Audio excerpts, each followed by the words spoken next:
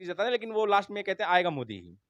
सरकार के खिलाफ जबरदस्त माहौल है, आवारा पशुओं के मुद्दे हैं, लेकिन एक है, इसी इसी मुद्दे पे विपक्ष के पास सरकार की कोई काट नहीं है। हमारे साथ बबलू जी हैं।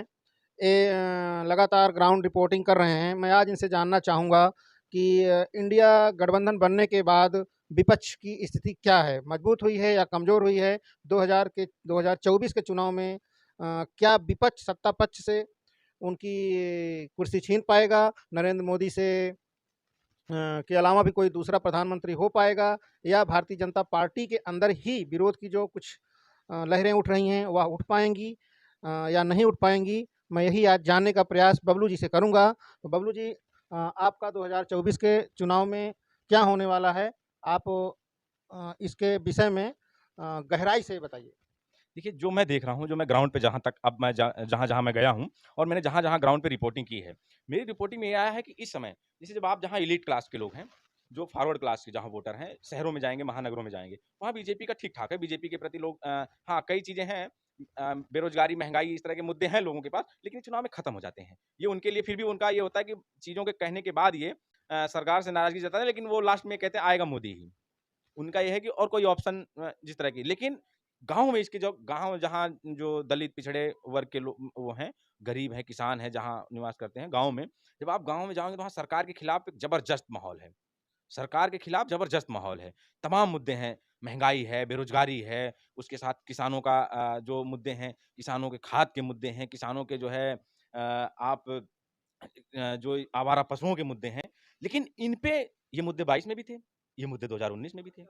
अब इन मुद्दों को लेकिन जो ये नाराज़गी है जनता की, उन मुद्दों को विपक्ष भुना कैसे पाएगा? ये विपक्ष पे डिपेंड करता है। ये ऐसा नहीं है कि अब उस नाराज़गी 2022 में भी खूब देखी जा रही थी 2022 विधानसभा चुनाव में उत्तर प्रदेश में, लेकिन जब नतीजे आए, तो कहीं न कहीं जैसे अब सर वैसे बबलू जी, मुझको तो ये लगता है कि जैसे एनडीए गठबंधन का एक मुख्य हथियार जो है वो धर्मवाद है। देखिए, मैं इसी पे आ रहा था, जिस पे आप बात कर रहे हैं, मैं इसी पे आ रहा था। सत्ता पक्ष जो है, वो हर हाल में ये चाहेगा कि ये चुनाव जो 2024 का होने जा रहा है, वो मुद्दों पे चुनाव ना हो। तो ये विपक्ष को भी ये चाहिएगा और विपक्ष का ये बनता है कि अगर उनको जो है सरकार को अपने मुद्दे पे, अपनी पिच पे खिलाना है और अपने मुद्दों पे चुनाव करवाना है, तो उनको उल-जलूल बयानों से, धार्मिक जो बयान हैं जो किसी समुदाय से विशेष से जुड़ा उन सवालों से और इस तरह की बयानबाजियों से बचना होगा इनको और बीजेपी यही चाहती है। सरकार जो है, सरकार के पास सिर्फ़ एक है, इसी इसी मुद्दे पे विपक्ष के पास सरकार की कोई काट नहीं है। लेकिन विपक्ष विपक्ष जो है, विपक्ष के जो इंडिया गठबंधन के जो नेता हैं, बहुत सारे नेता ऐसे हैं कि वो कहीं न कहीं विवादित बयान देते हैं, और विवादित बयान जब देते हैं तो मीडिया जो है इस बात को इतना ज़्यादा उठा देती है कि आम जनता के बीच में ये जाता है कि हाँ, ये हमारे धर्म के खिलाफ है, इसलिए हम इसको वोट नहीं करेंगे। तो इसके लिए इंडिया गठबंधन को क्या करना होगा कि जिससे कि वह मीडिया से भी बचे, और उसके बाद फिर जो वोटर हैं उसके उसके मूल वोटर हैं, इंडिया के मूल वोटर हैं, लेकिन वो एनडीए गठबंधन से के जाल में ना फँसें।